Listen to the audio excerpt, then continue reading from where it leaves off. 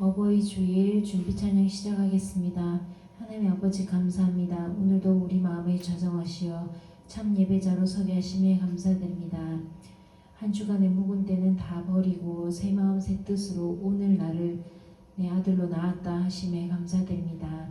어버이께 감사하는 마음으로 주 하나님을 섬기는 마음 그대로 육신의 부모님을 섬기면서 모든 이들을 같은 마음으로 섬길 수 있는 기쁜 찬송교회 지체들의 마음 삼아 주심에 감사드리옵고 다시 오실 주 예수 그리스도 이름으로 기도드립니다.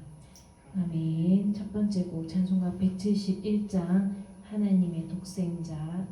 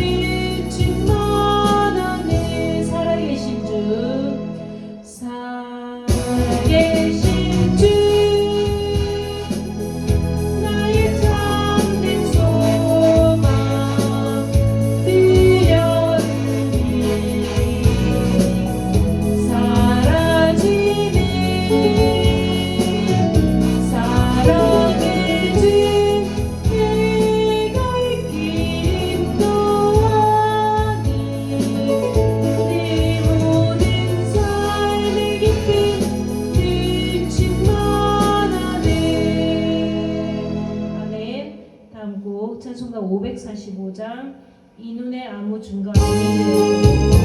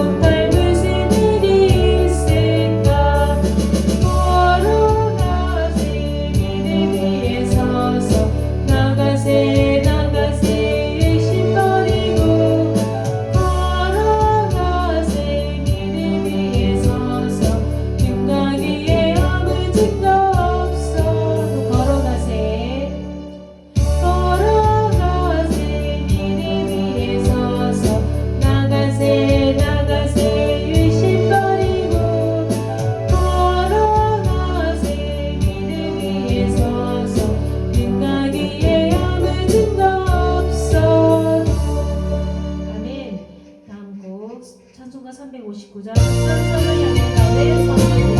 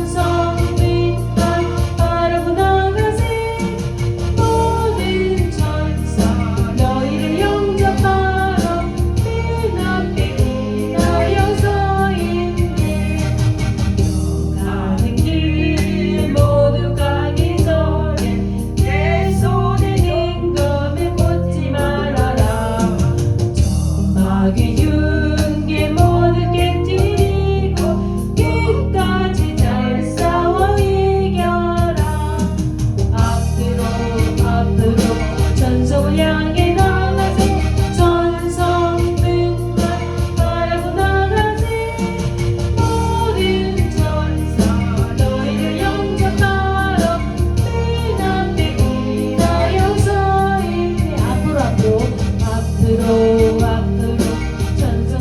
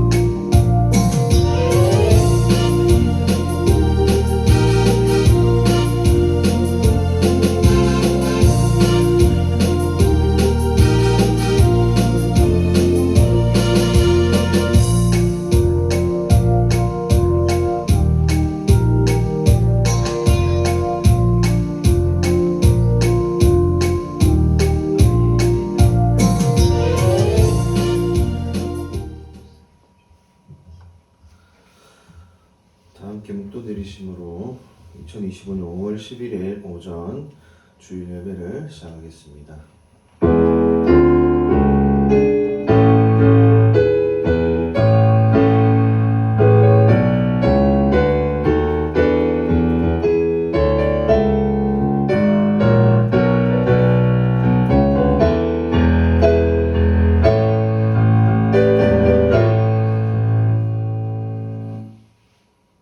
하나님은 영이시니 예배한 자가 영과 진리로 예배할지니라.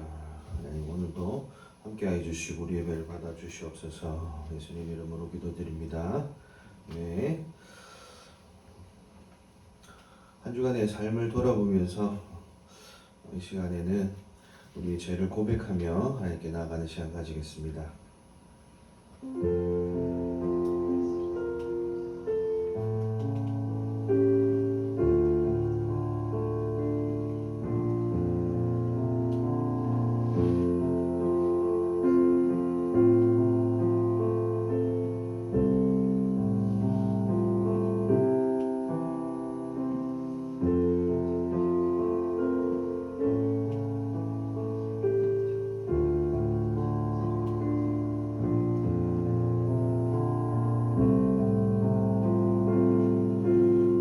연약함 가운데 의가 되시는 예수님의 십자가를 바라보며 하나님께 나갑니다. 그리스도의 그 보혈로 우리를 덮으셔서 우리를 희게 하여 주시고 주님의 그 품 안에서 하나님을 경배하는 시간 될 수 있도록 주님 역사하여 주시니 감사합니다. 하나님 이 시간 함께 하시고 우리 예배 가운데 주님의 뜻을 전하여 주시옵소서. 감사합니다. 예수님 이름으로 기도드립니다. 찬송가 569장 찬송가 569장입니다.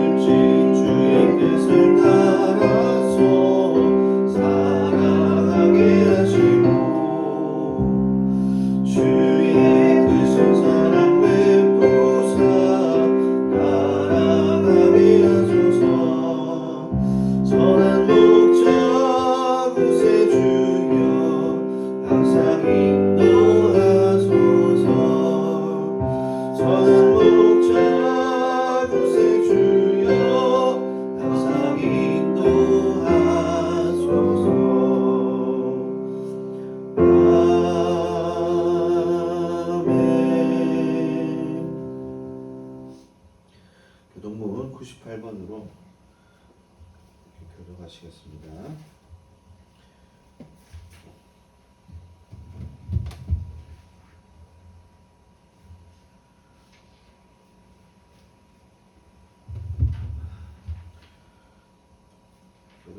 98번입니다.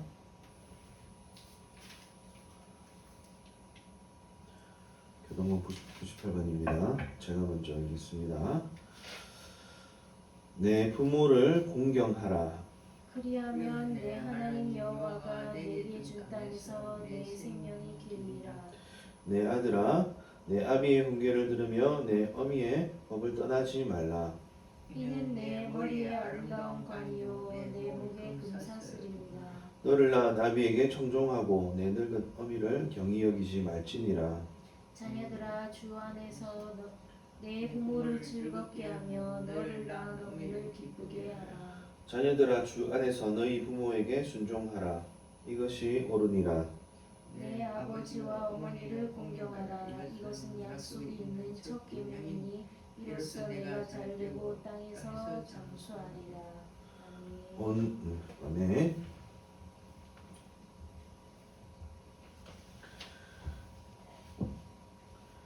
다음으로는 사도신경으로 신앙 고백 드리시겠습니다.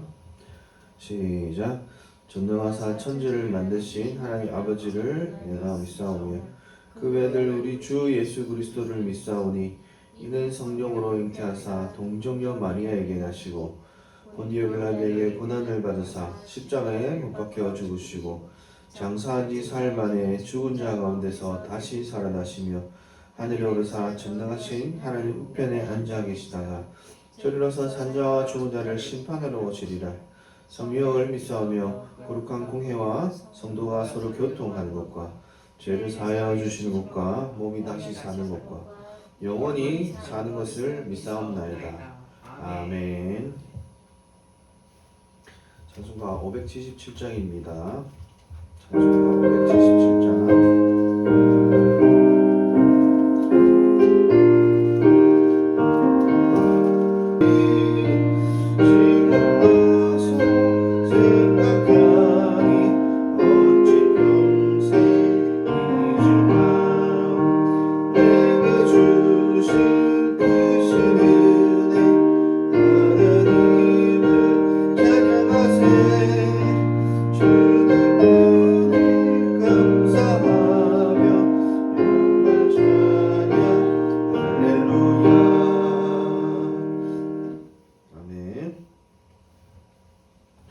다음으로는 이 예배를 위하여 우리를 대표하여 이한나 사모님 기도해 주시겠습니다.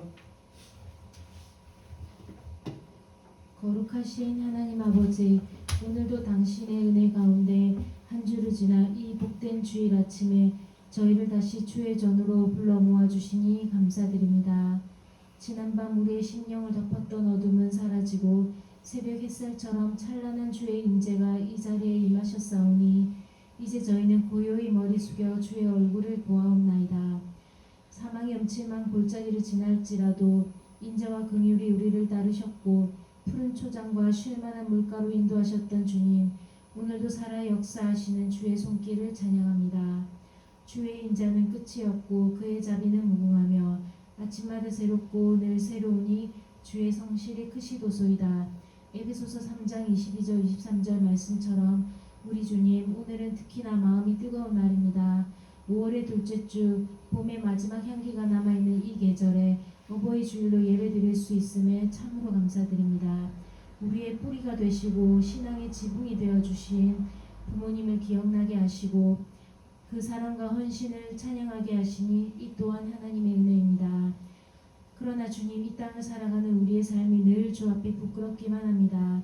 주의 영광을 위해 지음받았지만 여전히 저희는 세상의 욕망에 흔들리고 말씀 앞에 온전히 순종하지 못하였으며 마음의 중심이 하나님이 아닌 나 자신을 향해 있었음을 고백하오니 용서하여 주옵소서.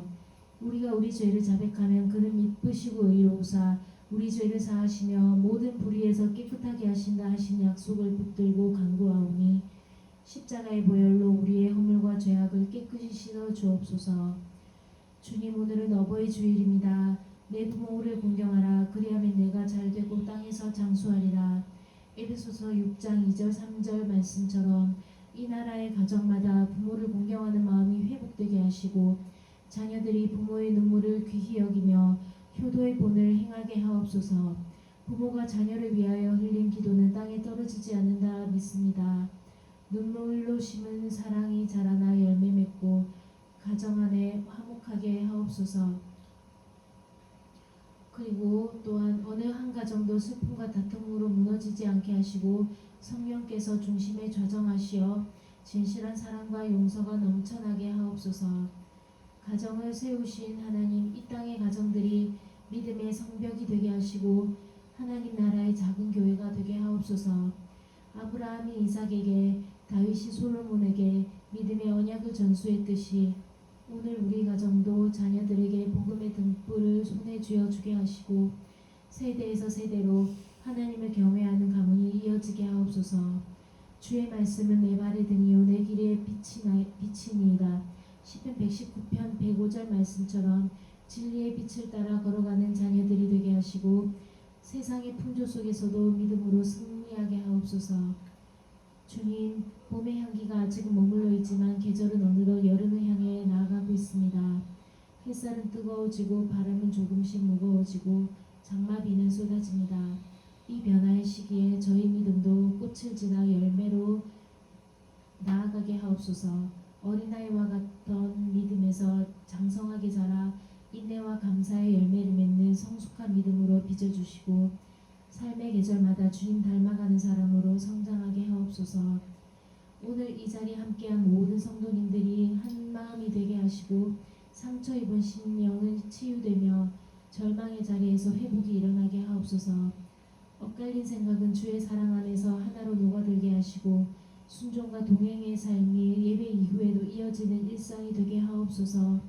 서로의 연약함을 감싸 안고 눈물 흘리는 자와 함께 울며 웃는 자와 함께 웃는 하나된 교회 되게 하옵소서. 주님, 이 나라 대한민국을 불쌍히 여기시어 정치적 혼란과 분열, 갈등 속에 있는 이 나라를 주의 손으로 붙들어 주시옵고 국민이 하나 되어 기도하는 민족 되게 하옵소서. 곧 있을 대통령 선거를 주님께 맡겨 드리오니 사람의 꾀나 세상의 기준이 아닌 오직 하나님의 뜻에 합당한 지도자가 세워지게 하시옵고 공의와 진리가 강물처럼 흐르는 나라가 되게 하옵소서. 지도자들이 주의 두려움 안에서 자신을 낮추며 백성을 섬기고 이 민족을 주의 뜻 가운데로 인도하는 참 목자 되게 하옵소서. 사랑하는 주님, 한국교회를 회복시켜 주옵소서. 진리를 지키는 교회, 거룩과 정직의 모범을 보이는 교회, 예수 그리스도의 복음을 온 땅에 전하는 교회 되게 하옵소서. 이 산지를 내게 주소서 고백했던 갈렙의 용기처럼 성도들이 믿음으로 일어나 이 시대의 영적 전쟁터에서 승리하게 하시옵고 복음의 기치를 들고 이 민족과 열방을 향해 나아가게 하옵소서. 이 시간 다 내세우신 강성주 담임 목사님 위에 성령의 기름 부으심을 더하여 주시옵고 오늘 선포되는 말씀이 하늘의 권세와 생명의 능력으로 임하게 하시며 듣는 자들의 심령이 뜨거워지고 새로워지는 은혜의 시간 되게 하옵소서. 말씀 속에 하나님을 만나고 말씀을 따라 순종하며 말씀을 품고 세상을 살아가게 하옵소서. 주의 말씀은 살아있고 활력이 있어 좌우의 날선 어떤 검보다도 예리하여 히브리서 4장 12절 말씀처럼 우리의 심령과 골수를 찔러 쪼개는 주의 음성 앞에 오늘 이 예배를 드리는 모든 백성이 아멘으로 화답하게 하시고 그 말씀이 우리의 인생을 바꾸는 생명의 씨앗이 되게 하옵소서. 모든 영광을 우리 하나님께 올려드리며 살아계신 우리 주 예수 그리스도 이름으로 간절히 기도드리옵나이다.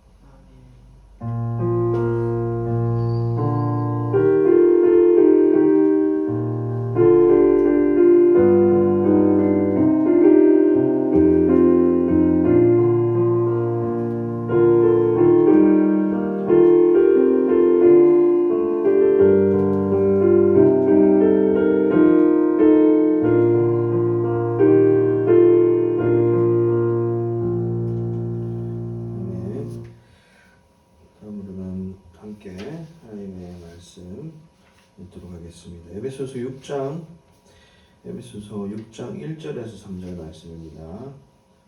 에베소서 6장 1절에서 3절 말씀입니다.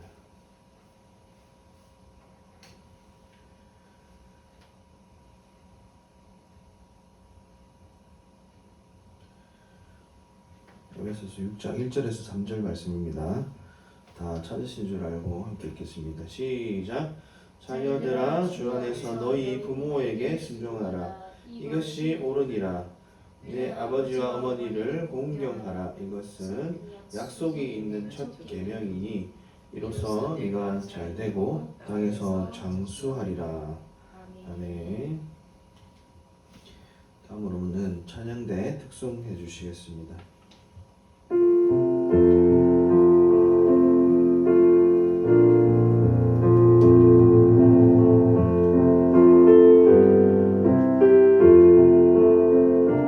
나의 사랑하는 책 비록 깨어졌으나 어머니의 은혜 위에 앉아서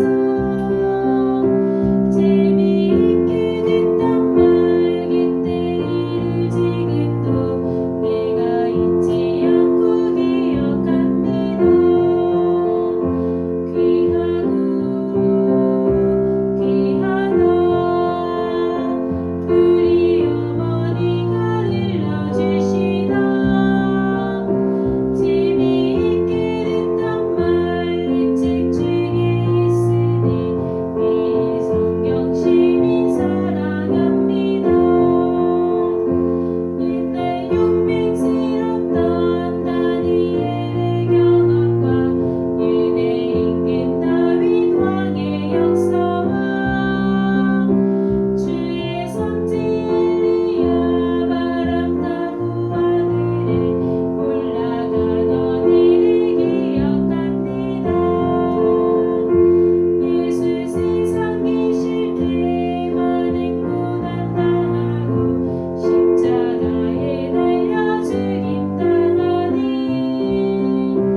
어머니가 읽으며 눈물 많이 흘린 것 지금까지 내가 기억합니다.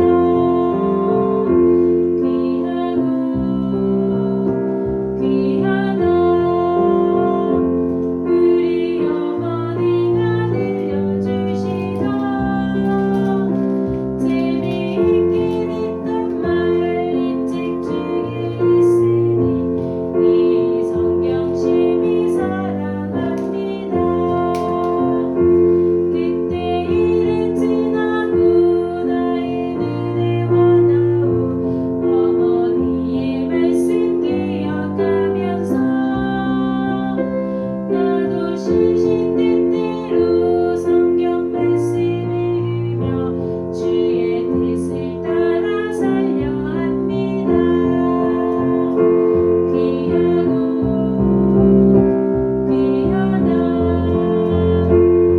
우리 어머니가 들려주시던 재미있게 듣던 말 이 책 중에 있으니 이 성경 심히 사랑합니다.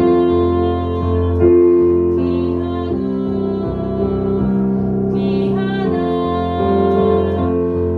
우리 어머니가 들려주시던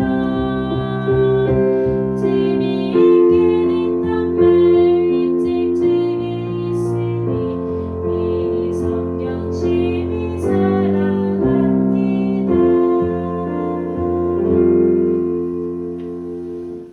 아멘. 자, 감사합니다. 박수 한번 칩시다. 할렐루야. 감사합니다. 우리 세상에는 사랑이란 말을 참 많이 합니다. 근데 그 사랑을 가장 대변하는 것이 부모님입니다. 부모님의 사랑이다. 이렇게 말할 수가 있을 것 같습니다. 근데 이 세상이 험해져서 이제는 그 사랑의 모습을 없애고 퇴색시키고자 하는 이 사탄의 전략들이 이 세상을 조금씩 공격하고 있죠. 그래서 젠더 이데올로기 그리고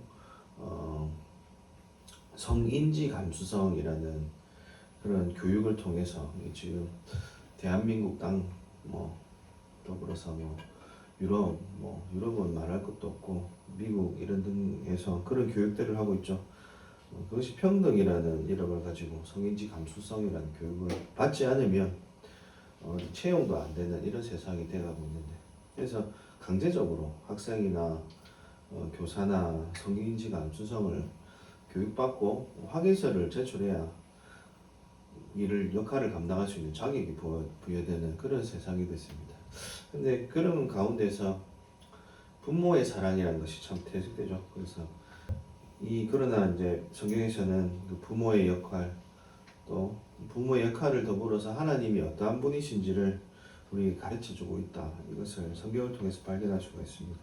그래서 세상은 어두워지고 세상의 방법은 변할지라도 하나님의 말씀은 영원히 변하지 않는다. 이 세상은 잠깐 있다가 사라질 세상이란 것, 그것을 분명히 기억할 때 우리가 이 세상의 풍파에 물들지 않고 끝까지 신앙을 지켜나갈 수가 있겠죠. 세상은 점점 더 전쟁 가운데로 들어가고 있습니다. 인터넷에서 본 것이지만 지금은 전쟁 가운데서 더욱더 극한 전쟁 가운데 들어가 있는데, 그것이 언제 터질지는 모르죠. 중국이나 러시아나 전쟁 물자나 전쟁 준비들을 하고 있다. 이것은 공공연히 다 밝혀진 사실이죠. 결국에 맨 마지막 전쟁에서는 사용되는 극한의 무기는 핵밖에 없다는 거죠. 핵을 쓰면 다 녹아내리고 없어진다. 요한계시록에 보면 하늘에서 불이 내려서 모든 것이 불덩어리가 된다. 불로서 심판하겠다. 이렇게 되어 있잖아요. 그래서 결국에는 핵 전쟁으로 다 멸망된다. 그것을 향해 나가는 것을 보고 있습니다. 그래서 악이 더 깊어질수록 주님 오실 때가 다 됐구나 이걸 느끼는 그런 때입니다. 그래서 우리는 이럴 때일수록 영원히 서 있는 하나님의 말씀을 붙들어야 된다. 지금 때가 가깝다. 이것을 눈을 들어서 보면 다 보이는 거죠. 세상의 정치가 문제가 아니라 때가 가까운 거예요.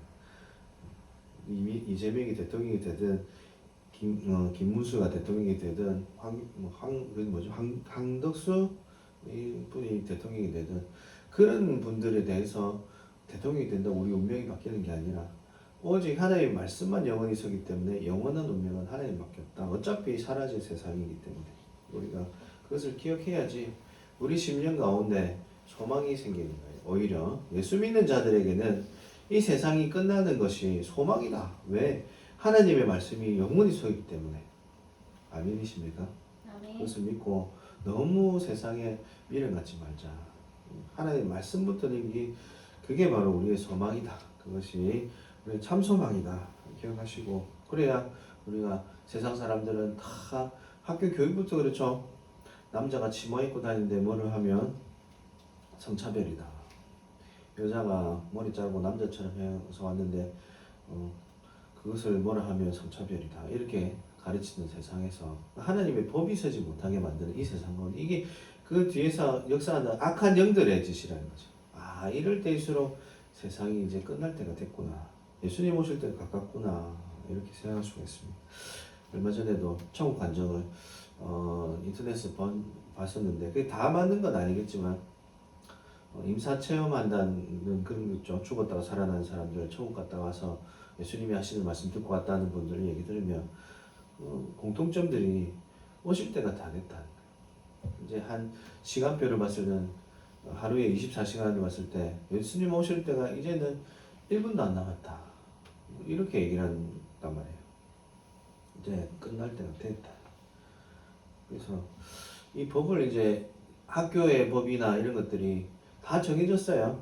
성인지 감수성을 교육해야 되고 그걸 교육받지 않으면 학교 교사를 일을 하지 못한 법이 다 정해져 있단 말이에요. 이게 법을 어떻게 바꿔?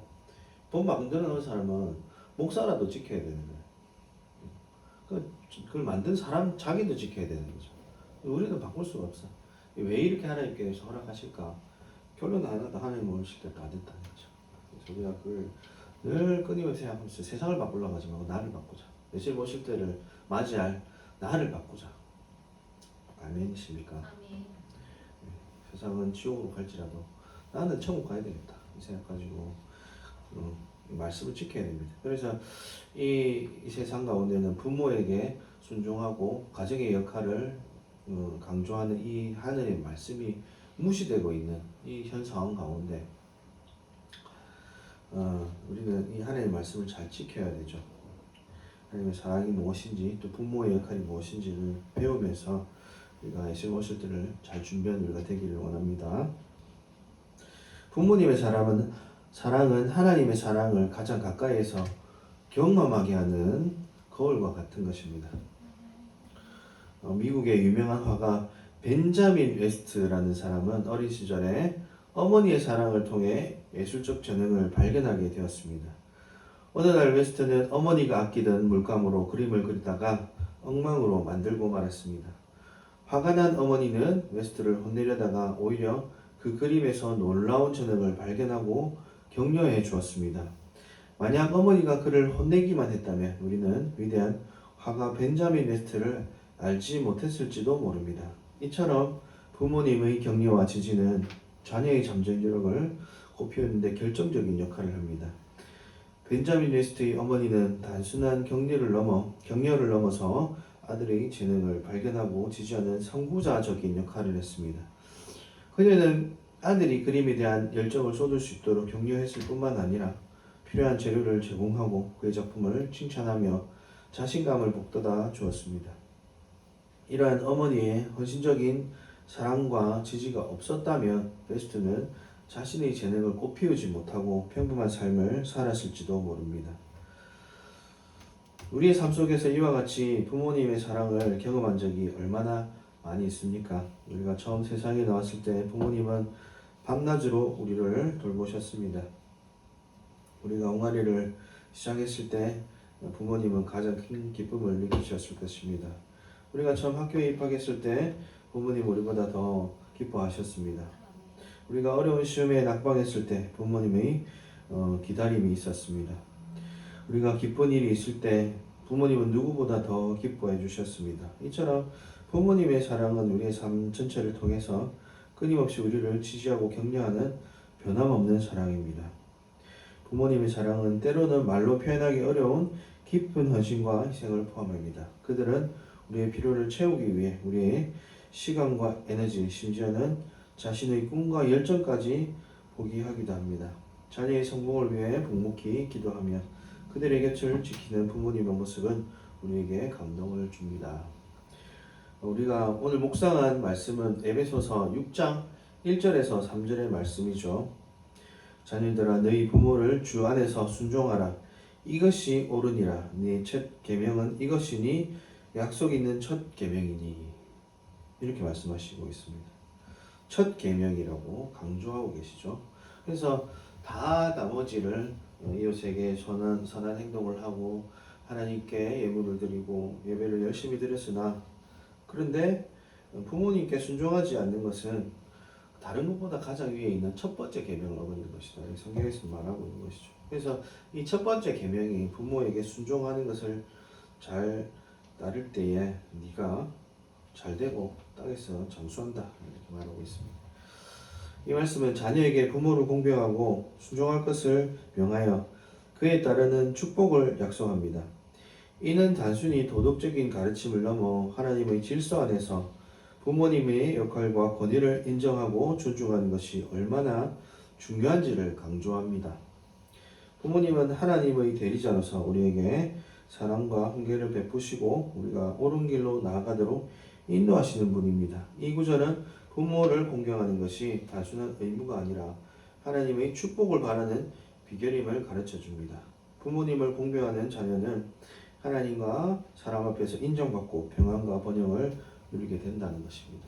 그래서 요즘의 세대는 옛날의 세대 분들의 말을 경청하지 않는 세대죠.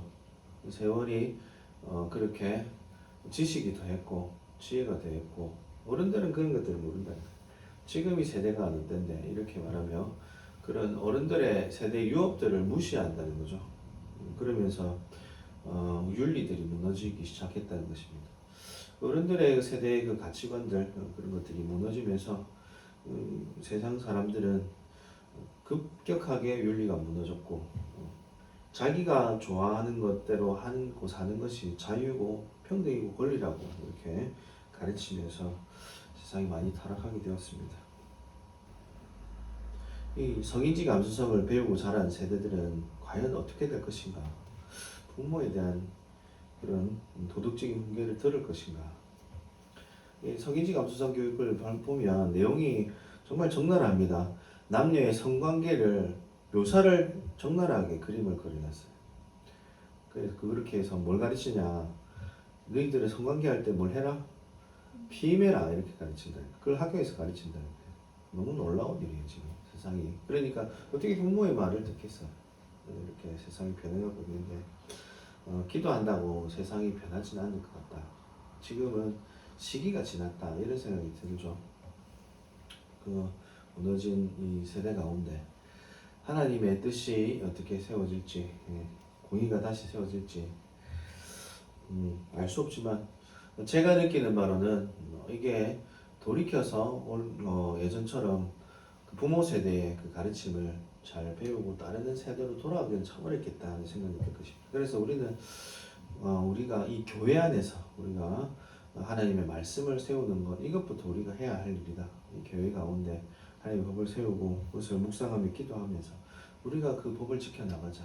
이렇게 세상 가운데서 믿음으로 싸운다는 것 이것이 우리의 숙제다 이렇게 말씀드리고 싶습니다. 본론으로 다시 돌아가서 우리가 살펴볼 첫 번째 말씀은 부모님의 사랑은 하나님의 사랑을 비춰주는 거울과 같다라는 부분을 말씀드리고 싶습니다. 성경은 부모님의 사랑을 하나님의 사랑에 비유하며 그 깊이와 헌신을 강조합니다. 이사야 49장 15절은 이렇게 말씀합니다. 여인이 어찌 그 젖먹는 자식을 잊겠으며 자기 태에서 난 아들을 긍휼히 여기지 않겠느냐. 그들은 혹시 잊을지라도 나는 너를 잊지 아니할 것이라. 이 말씀은 어머니의 사랑이 얼마나 숭고하고 헌신적인지를 보여주며 이는 곧 하나님의 사랑의 한 측면을 반영합니다. 어머니가 자신의 생명과 같이 소중한 자녀를 잊지 못하듯이 하나님께서도 우리를 잊지 않으시고 항상 우리를 사랑하신다는 것입니다. 이사야 선지자는 어머니의 사랑을 통해 하나님의 변치 않는 사랑과 긍휼을 설명합니다.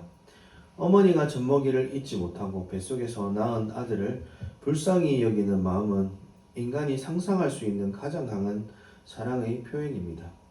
하나님께서는 이보다 더한 사랑으로 우리를 잊지 않으시고 우리를 긍휼히 여기십니다. 에베소서 6장 1절에서 3절은 부모님의 사랑과 권위에 대한 하나님의 뜻을 분명히 밝힙니다. 여기서 순종하라라는 말이 나오죠. 이 단어는 헬라어 히파쿠오라는 단어인데 단순히 복종하는 것을 넘어서서 하나님의 가르침과 훈계를 듣고 경청하고 그 뜻에 따르는 것을 의미한다. 이것이죠. 그러니까 자녀가 부모님의 지혜와 경험을 존중하고 그들의 지도 아래에서 성장하는 것이 합당하다라는 것을 보여준다는 것입니다.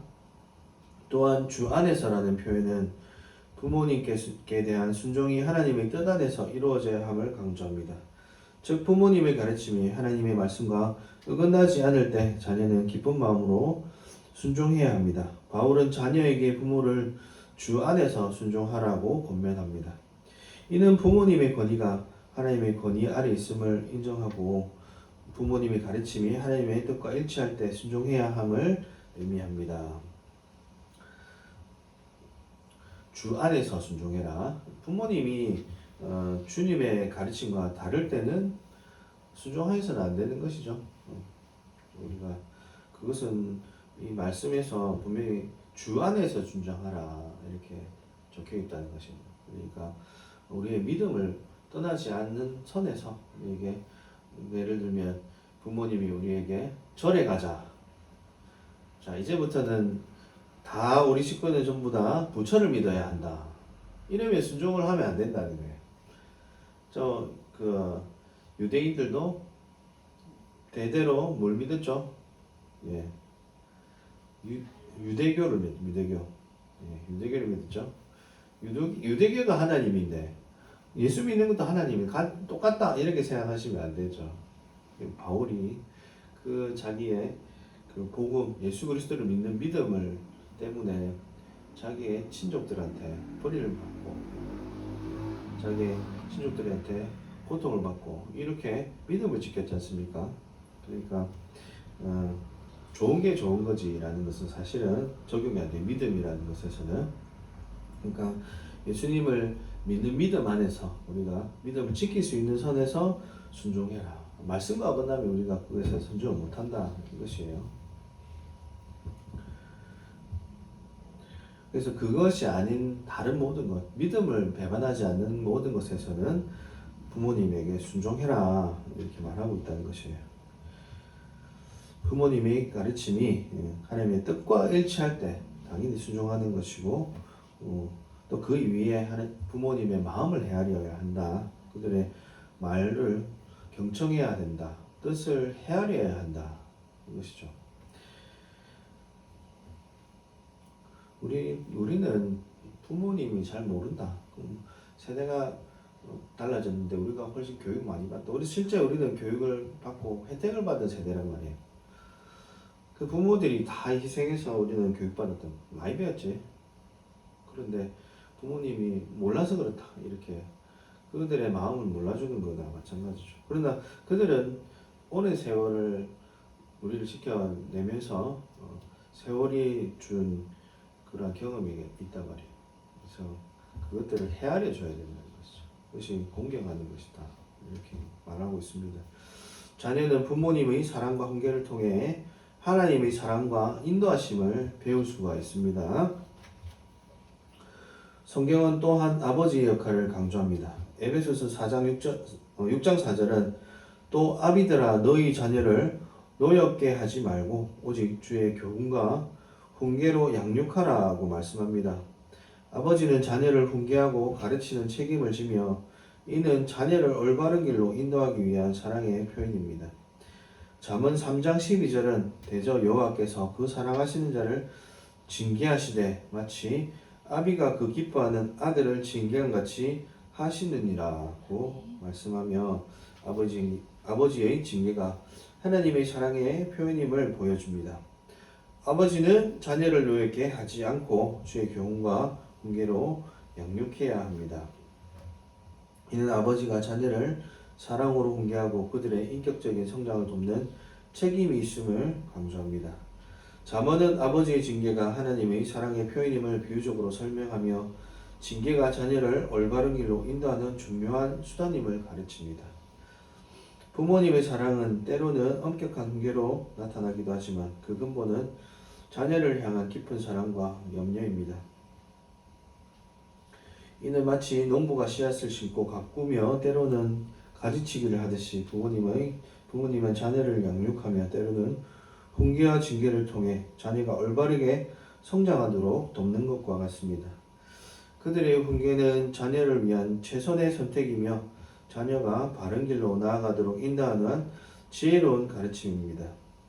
부모님의 훈계는 자녀를 위한 투자이며 그들의 미래를 밝히는 등불과 같습니다. 우리는 부모님의 사랑과 헌신에 감사하며 그들의 가르침을 겸손히 받아들이고 순종하는 지혜로운 자녀가 되어야 합니다. 이런 부분에서 우리가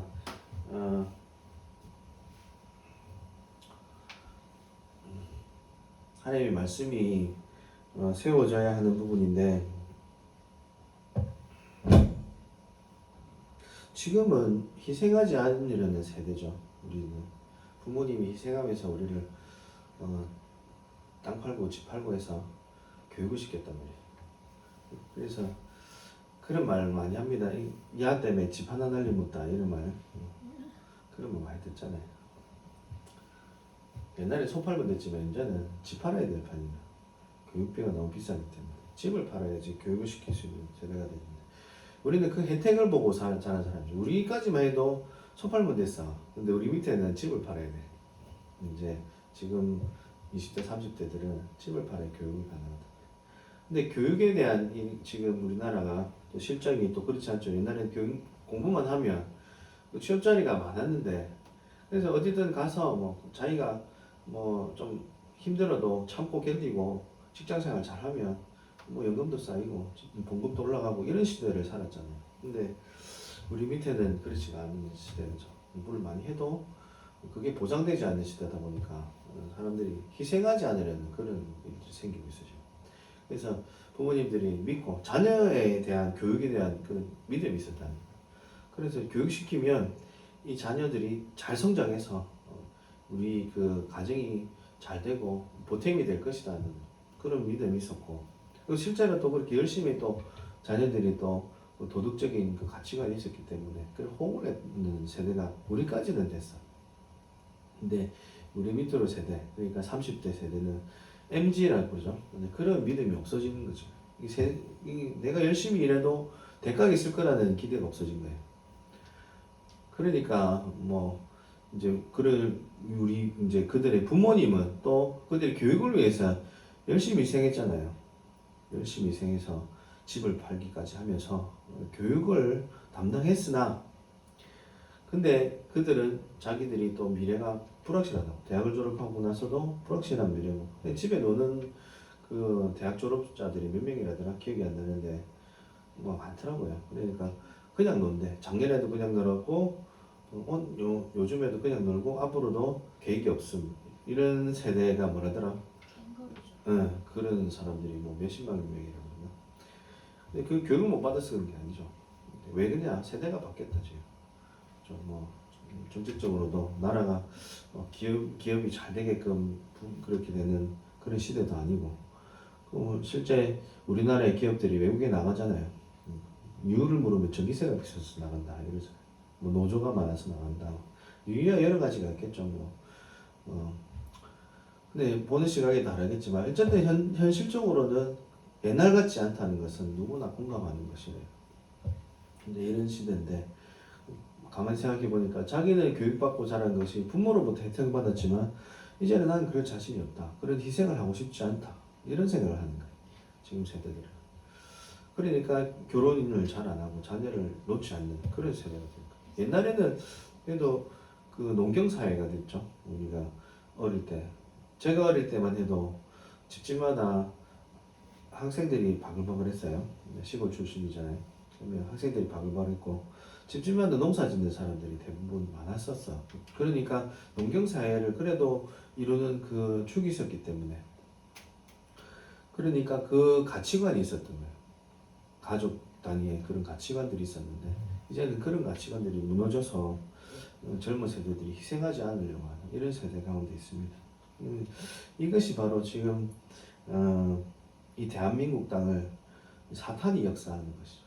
하나님의 말씀이 서지 못하게 하고 이 복음으로 이루어진 이 대한민국을 사탄이 역사해서 복음을 다 무너뜨리려고 이런 시대 가운데 있는 것이죠.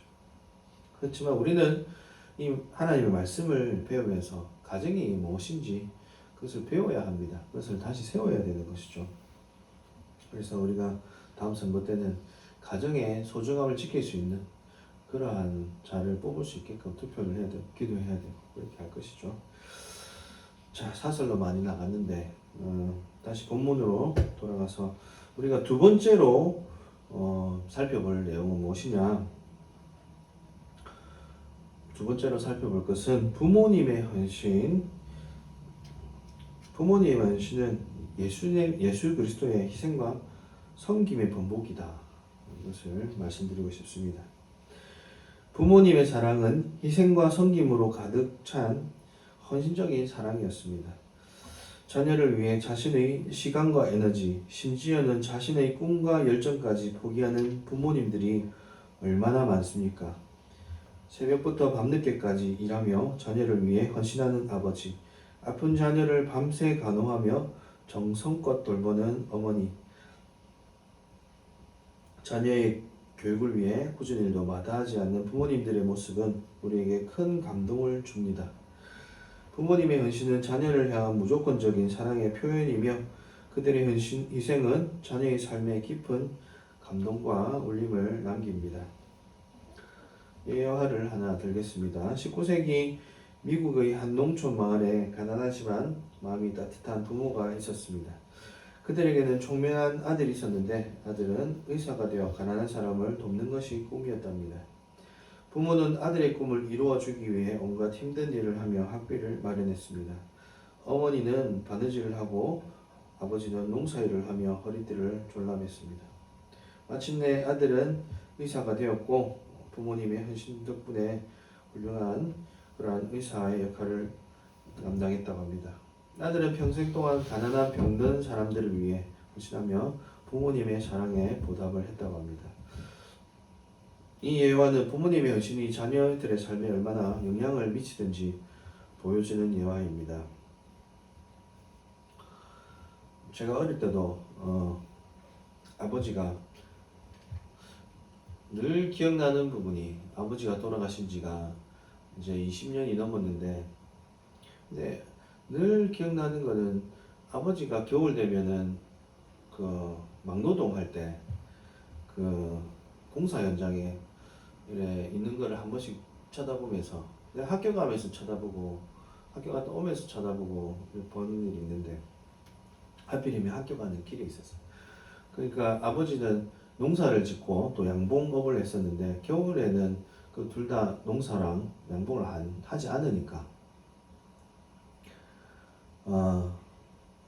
그렇게 이제 아버지는 이제 겨울에는 이렇게 막노동을 했죠. 아르바이트 삼아 하셨는데, 아버지가 참 그 덩치는 작아도 그 지게를 지면 엄청 양을 많이 질 수가 있었어요. 그게 너무 신기한 분이셨어요. 지게가 엄청, 왜 사람은 조그맣는데 지게 너무 짐을 많이 지니까 사람이 안 보일 정도로 짐을 잘 지시더라.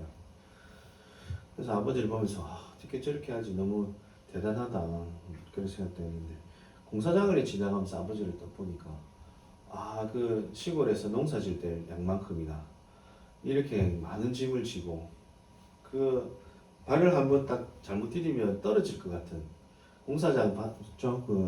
뭐 그냥 그 울타리도 없고 그냥 그 그물망 같은 거만 있잖아요. 그걸 이름은 뭐라 하는지 모르겠는데 그것만 있는데, 그 뼈대 같은데 그 길을 다 발을 디디면서 철로 된 이렇게 발리되는 거 있죠. 그 위를 다니는데 너무 위태위태해 보이더라고. 근데 아버지가 아침에 갈 때도 그냥 뭐 쳐다보고 가고, 나를 못 봤겠지. 아버지 높은 데 있고 난 밑에 있고 보고 가고, 또 오면서도 또 한번 보고 아버지 있나 보고 가고 그랬는데, 그러고 집에 오면 아버지가 코를 탁 들을 이제 이렇게 너무 피곤하니까 그 소리 때문에 잠을 못 자겠네요. 그래서 코를 한 번씩 코를 들고 이제 철이 없었죠. 나도 피곤해, 자야 되는데, 학교 가야 되는데, 근데 아버지는 얼마나 피곤하겠어. 코를 참 철이 없었지만, 그런 와중에 아버지는 그렇게 짊어지고 사셨더라. 능력은 부족할 수 있으나 아버지가 최선을 다했다. 그걸 생각하면 참 아버지가 고맙죠.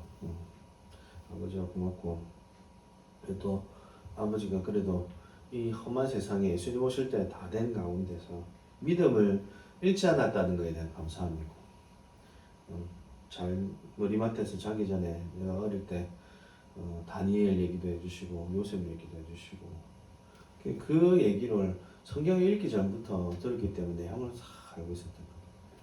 사드락 메삭 아벳느고 얘기도 해주시고, 그렇게 사자굴에 던져진 그 다니엘 얘기도 해주고, 그 얘기를 들으면서 항상 아빠 얘기해줘, 다니엘 얘기해줘, 요셉 얘기해줘, 이렇게 나에게 영향을 크게 줬다는 것이죠.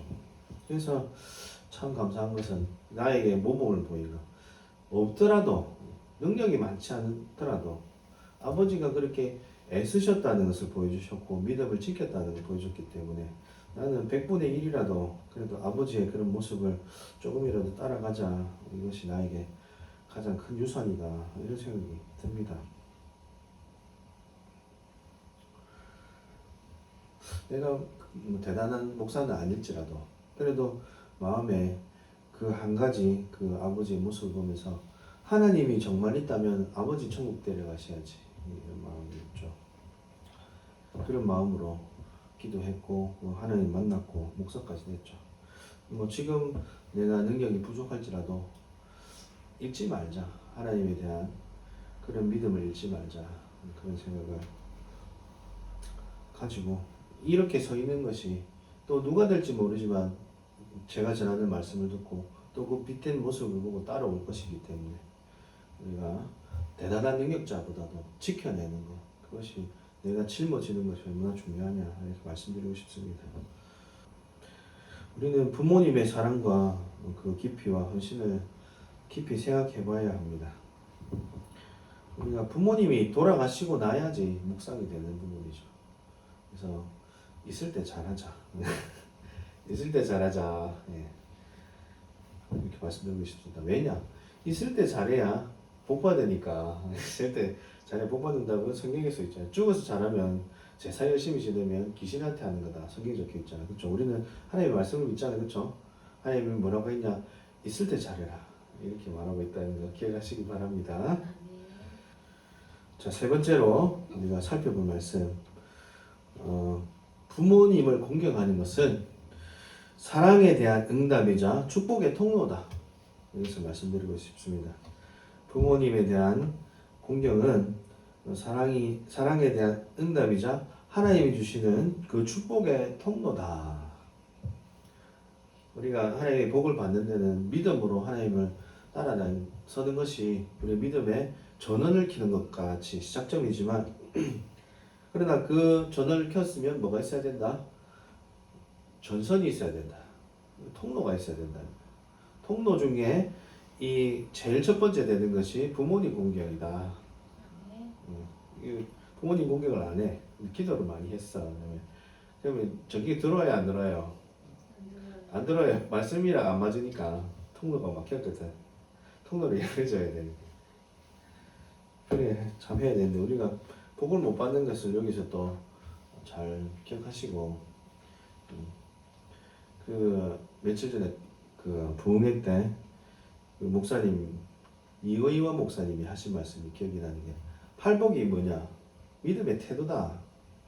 태도를 잘 가져야 된다. 이런 말씀하시는데 에티튜드, 태도, 팔복. 그래서 우리가 믿는다는 것이 관념에 그치는 것이면 하나님의 그런 복이라는 말을 이룰 수가 없다는 거죠. 팔복 8가지 복. 하나님 앞에 어떠한 모습을 가지고 있느냐. 에티튜드, 태도를 보인다는 거죠. 그래서 그것과 연관해서 생각해 보면 부모에 대한 태도, 이것이 또 하나님이 말씀해 놓은 이런 복에 대한 태도를 가지고 있는 것이다. 이렇게 생각해 볼 수가 있습니다. 에베소서 6장 2절에서 3절은 내 부모를 공경하라. 이것이 약속 있는 첫 계명이니 이는 네가 잘되고 땅에서 장수하리라. 이렇게 말씀하고 있습니다. 이 말씀은 부모님을 공경하는 것이 하나님의 계명이며 그에 따르는 축복이 있음을 분명히 밝힙니다.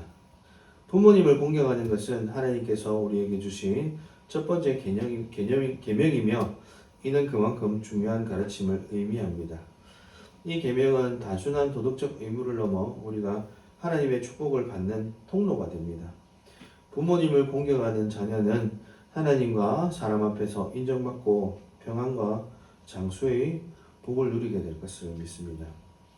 부모님을 공경하는 것이 단순한 도덕적 의무가 아니라 하나님의 축복을 받는 조건임을 의미하니까 우리가 그것을 상기해야 할 것입니다. 하나님께서는 부모님을 공경하는 자녀에게 장수와 번영을 약속하십니다. 이 축복은 단순한 물질적인 풍요를 의미하는 것이 아니라 하나님과의 올바른 관계 속에서 누리는 영적인 평안과 기쁨을 포함합니다. 부모님을 공경하는 것은 하나님께서 우리에게 주신 가장 기본적인 계명이며 이 계명에 순종하는 것은 우리가 하나님과의 관계에서 올바른 위치에 있음을 나타내는 중요한 표현인 것입니다. 우리는 그러면 어떻게 부모님을 공경해야 할까요?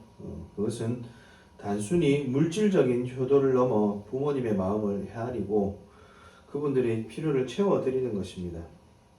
우리는 부모님께 자주 연락드리고 시간을 내서 또 식사도 하고 그분들의 이야기에 귀를 기울여 드려야겠죠. 우리는 부모님의 건강을 살피고 그분들의 편안한 노후를 보내실 수 있도록 도와드려야 합니다. 우리는 또한 부모님의 가르침을 기억하고 그분들의 뜻을 존중하며 그분들의 삶의 지혜를 배우려고 노력해야 합니다.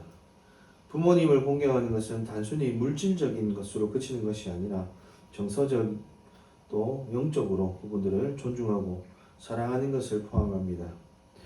우리는 부모님과 자주 소통하고 그분들의 이야기를 그분들의 이야기에 귀를 기울이며 그분들의 필요를 채워드리는 데 힘써야 합니다.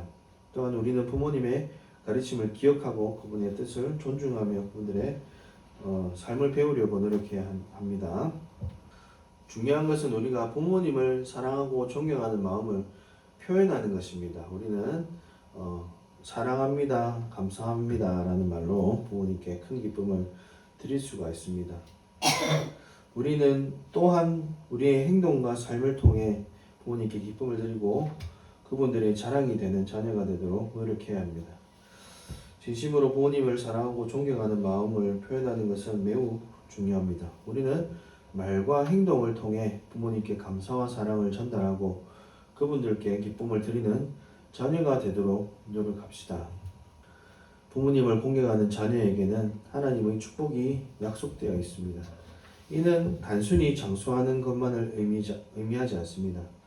부모님을 공경하는 자녀는 하나님의 은혜 안에서 평안과 기쁨을 누리며 삶의 모든 영역에서 형통함을 경험하게 됩니다. 그들은 또한 부모님의 사랑과 축복 속에서 자라나 건강한 인격과 성숙한 신앙을 갖게 됩니다. 부모님을 공경하는 것은 자녀에게 가장 큰 축복이며 그들의 미래를 밝히는 등불이 됩니다. 부모님을 공경하는 자녀는 하나님의 축복을 받아 장수하고 모든 일이 형통하게 된다고 말하고 있는 것입니다. 마가복음 7장에 보면 고르반이라고 하는 말이 등장하죠. 고르반 하기만 하면 된다. 이렇게 말하고 나는 하나님께 드렸으니 부모에 대한 책임이 없다라고 말하는 것을 예수님께서는 책망하십니다. 하나님께 드릴 것은 하나님께 드리고 부모에게 드릴 것은 부모에게 드리라 이렇게 말하고 있는 것이죠. 그래서 우리가 하나님과의 그런 예배, 올바른 예배를 가지기 위해서는 우리 부모와의 관계도 올바로 가져야 된다 이렇게 말하고 있다는 것을 기억해야 할 것입니다. 결론을 내겠습니다. 사랑하는 기쁜 찬송교회 성도 여러분, 오늘 우리는 부모님의 은혜를 통해 하나님의 사랑을 발견하고 그 사랑에 응답하는 삶에 대해서 함께 묵상했습니다. 부모님의 사랑은 하나님의 형상을 비추는 거울이며 그들의 헌신은 희생과 섬김의 본보기입니다. 우리가 부모님을 공경할 때 우리는 하나님의 계명에 순종하며 그분의 축복을 누리게 됩니다. 부모님의 사랑은 우리에게 주어진 가장 큰 선물이며 우리는 그 사랑에 감사하며 그 사랑에 합당한 삶을 살아가야 할 것입니다. 오늘 나눴던 세 가지 포인트 다시 한 번 더 상기하면서 마무리하겠습니다. 첫 번째로 부모님의 사랑은 하나님의 사랑을 반영합니다. 우리는 부모님의 사랑을 통해 하나님의 크고 놀라운 사랑을 깨닫고 그 사랑에 감사하는 마음으로 살아가야 합니다. 부모님의 사랑은 우리가 하나님을 이해하고 그분의 사랑을 경험하는 데 중요한 역할을 합니다. 우리는 부모님의 사랑에 감사하며 그 사랑을 본받아 하나님과 다른 사람을 사랑하는 삶을 살아야 합니다. 두 번째로 부모님의 헌신은 희생과 섬김의 본보기입니다. 우리는 부모님의 헌신적인 사랑을 본받아 우리 또한 다른 사람들을 사랑하고 섬기는 삶을 살아야 합니다. 부모님의 희생과 섬김은 우리에게 큰 감동과 도전을 줍니다. 우리는 부모님의 헌신을 기억하며 우리 또한 다른 사람들에게 사랑하고 섬기는 삶을 살아야 합니다. 세 번째로는 부모님을 공경하는 것이 축복의 통로라는 것입니다. 우리는 부모님을 공경하고 그분들의 필요를 채워드리며 그분들의 사랑에 합당한 삶을 살아가야 합니다. 부모님을 공경하는 것은 하나님의 계명이며 그에 따르는 축복이 약속되어 있습니다. 우리는 부모님을 공경하고 그분들의 필요를 채워드리며 그분들에게 합당하게 사랑을 표현을 해야 할 것입니다. 우리 기쁜 찬송교회 모든 성도들이 부모님의 사랑에 감사하며 그 사랑을 실천하는 삶을 통해 하나님의 영광을 드러내기를 간절히 축원합니다. 우리 가정이 부모님의 사랑 안에서 더욱 화목되고 행복하며 하나님의 축복이 가득하기를 간절히 기도합니다. 우리 기쁜 찬송교회 공동체가 부모님의 사랑에 감사하며 그 사랑을 실천하는 삶을 통해 하나님의 영광을 드러내는 복된 공동체 되시기를 주님의 이름으로 축원합니다. 자, 그러면 우리 부모님께 사랑합니다, 감사합니다 이렇게 한번 표현하면서 기도드리면 좋겠습니다. 우리 여기 계신 부모님께 한번 말씀드려 볼게요. 시작. 사랑합니다, 감사합니다. 이렇게 표현하는 게 어려워요. 특별히 갱상도 사람이 서울 사람처럼 말도 나긋나긋 하게 없는 말도 지내고 이렇게 못하잖아요. 있는 말도 잘 안 하는 우리 경상도 사람. 마음으로는 다 따뜻하다. 마음은 따뜻하다. 그렇죠? 마음은 따뜻한데 입이 방정이다. 됐다. 막 그만해라 이랬는데 사랑한다, 고맙다 이 말이다. 알겠죠? 그렇게 생각하시면 됩니다. 아무 말라고 아주 고맙다 이런 그렇게 해석을 해야 돼. 이거를. 말라고 하면 이 말이 나한테 사랑한다, 고맙다 이렇게 말하고 있구나 이렇게 해석을 하면 됩니다. 아시겠죠? 자동 번역기 돌리세요. 아멘. 아멘이시죠? 네. 자, 그러면 우리가 하나님께서 나를 사랑하신 것 생각하고 또 부모님을 통해 하나님의 그런 형상을 또 알게 하신 것 감사하면서 우리가 그 사랑을 잃지 않고 감사하는 마음 평생 가지고 살면서 주님 오실 때까지 그 사랑 가지고 또 사랑을 전할 수 있는 우리가 되게 해달라고 주여 한번 부르시고 간절하게 기도드리겠습니다. 주여, 살아계신 하나님 아버지, 우리가 부모님의 사랑을 통해서 하나님이 어떤 분이신지를 또 배우고 있음에 감사드립니다. 하나님, 그들의 헌신과 노력을 우리가 무시하지 않고 그들의 가르침을 잘 본받아서 하나님의 끝까지 따르며 그 사랑을, 하나님의 사랑을 깨닫게 하시고 또 그 사랑을 세상에 전할 수 있는 우리가 되게 하여 주시옵소서. 세상이 날로 악해져서 아버지 하나님 가정을 깨고 또 그런 부모의 소중함을 잊어버리게 하는 이런 세대 가운데로 가고 있습니다. 이 세대가 이제 흑암 가운데를 가고 있는 그 가운데 있는데 하나님께서 더욱더 우리에게 사랑을 더욱더 깨닫게 하여 주시고 말씀을 더욱더 붙들게 하여 주셔서 하나님의 의와 그 사랑과 그 공의가 나타나는 우리 기쁜 찬송교회 모든 성도 될 수 있도록 아버지 하나님 지켜보아 주시고 믿음 더하여 주시옵소서. 사랑이 없어지는 이 세상 가운데 육체적인 것들만을 추구하는 이 세상 가운데서 영적인 것을 추구하는 기쁜 찬송교회 성도들 될 수 있도록 우리에게 영안을 열어주시고 하나님의 사랑을 듬뿍 부어주셔서 그 사랑을 노래하고 그 사랑을 전하는 우리 기쁜 찬송교회가 될 수 있도록 주여 축복하여 주시고 사탄막이 틈타지 않도록 지켜 보호하여 주시옵소서. 감사드립니다. 예수님 이름으로 기도드립니다. 아멘.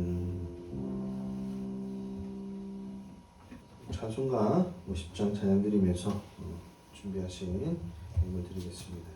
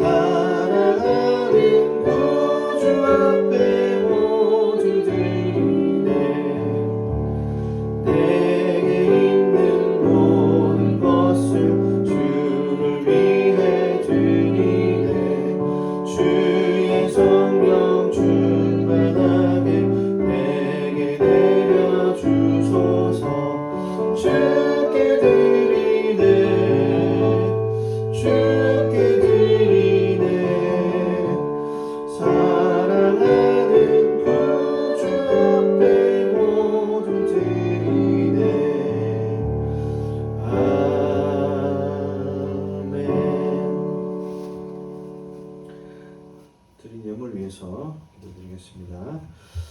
살아계신 하나님 감사합니다. 오늘 어버이 주일을 맞이하여서 하나님의 사랑을 또 그 부모님의 사랑을 통해서 깨닫게 하시는 하나님의 그 사랑을 배웠습니다.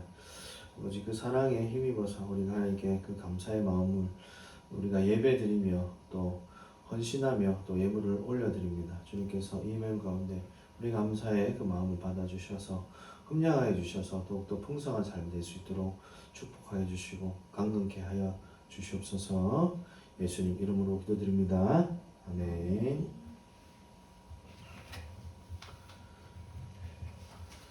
광고 드리겠습니다. 하나님께서 우리 기쁜 찬송교회 많은 것들을 채워주셨죠. 며칠 전에는 영규삼 장로님 우리 부산에 계신 장로님 오셔서 우리 교회를 또 위해서 기도해 주시고 또 헌물을 드려 주시고 또 헌금을 주시고 그렇게 가셨습니다. 유튜브 채널과 홈페이지로 기쁜 찬송교회 예배를 다시 볼 수 있습니다. 참여 부탁드립니다. 26일 날 예성 모임이 있습니다. 26일에 예성 모임을 위해서 우리가 잘 준비될 수 있도록 다 힘써 주시기 바랍니다.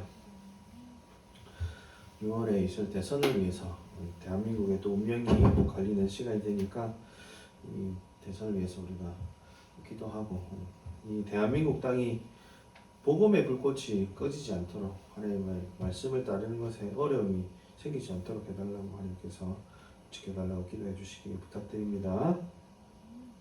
기쁜 찬송의 부흥을 위해서 함께 기도했으면 좋겠습니다.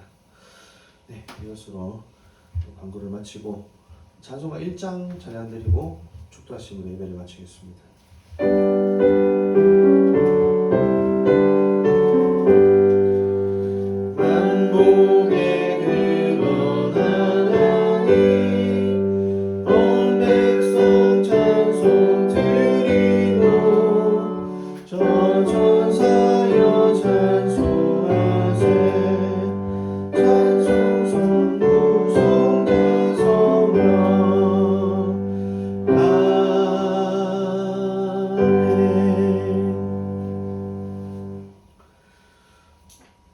오늘은 예수 그리스도의 한없는 은혜와 하나님의 넘치는 사랑과 성령 하나님의 내주 교통하심이 우리 하나님의 사랑을 깨닫는 우리 기쁜 찬송의 모든 성도들의 머리 위에 지금으로부터 영원토록 함께 있을지어다.